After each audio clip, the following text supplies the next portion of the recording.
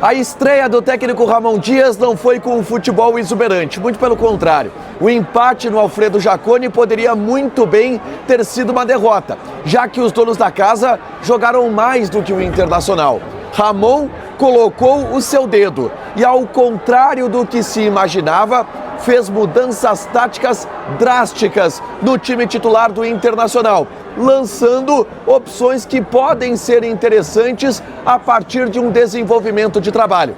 Mas o que ficou claro aqui em Caxias do Sul é que a nova comissão técnica do Inter vai ter muito trabalho. A limitação do elenco, os problemas físicos e, mais do que isso, a baixa confiança e rendimento de jogadores que são chaves para o elenco fazem com que o Inter tenha muito mais dificuldade do que precisaria ter para enfrentar um Juventude que está cambaleando na tabela. Nesse vídeo a gente repercute tudo o que aconteceu na estreia de Ramon e Emiliano Dias no comando técnico colorado, agora aqui no A Dupla.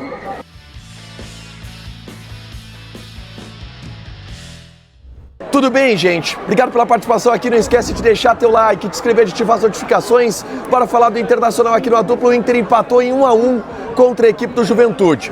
Não foi uma atuação brilhante, a ponto da torcida protestar ao final do jogo.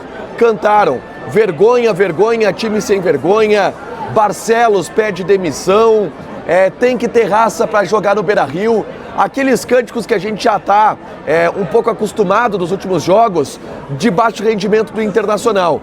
Porque o Inter não jogou bem e o Inter mereceu perder para o Juventude aqui no Alfredo Jaconi.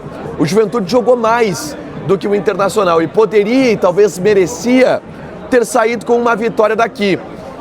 O Ramon Dias colocou a escalação que se projetou e que tem aí à disposição dentro de campo uma mudança tática muito drástica e que teve um impacto no jogo.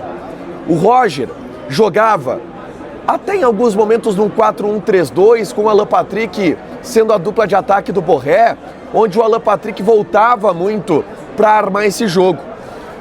O Ramon Dias coloca um 4-3-1-2. E qual é a diferença disso?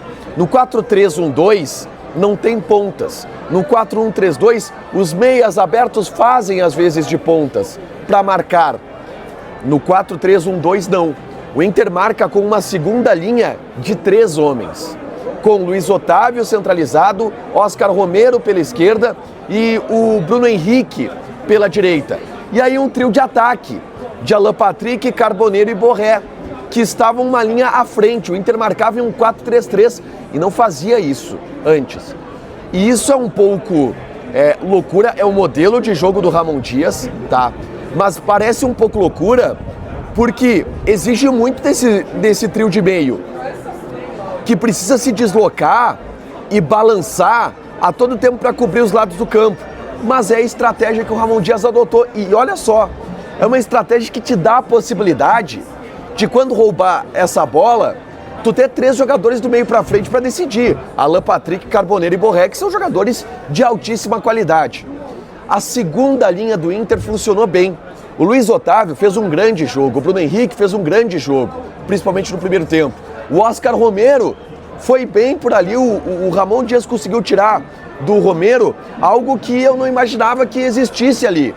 Mas o trio de ataque do Internacional, com exceção do Carboneiro, são jogadores inoperantes hoje. O Alan Patrick foi inoperante, o Borré não existiu. Mas ainda assim, o Inter, com uma postura melhor, abriu o placar. Não criou e não empilhou chances de gol. Teve uma bola do Carboneiro que ele acabou cruzando e que logo no começo do jogo e que o Borré não conseguiu aproveitar. Mas em uma falha do Nenê, o Oscar Romero pega a bola, aciona rapidamente o Carboneiro e aí parece que essa vai ser a estratégia do novo Inter, um contra-ataque muito rápido, uma transição muito forte.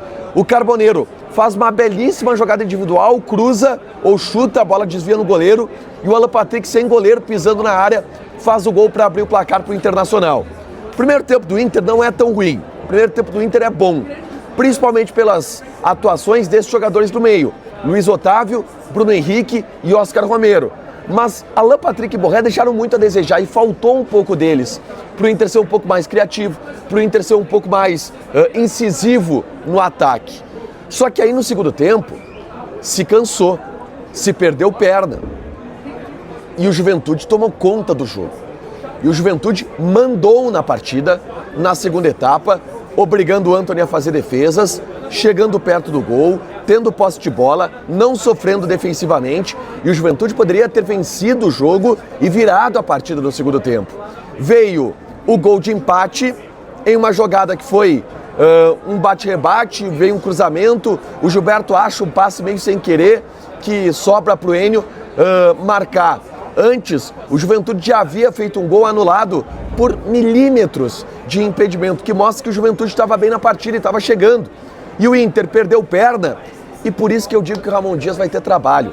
Primeiro porque o time do Inter tem individualidades que estão muito abaixo.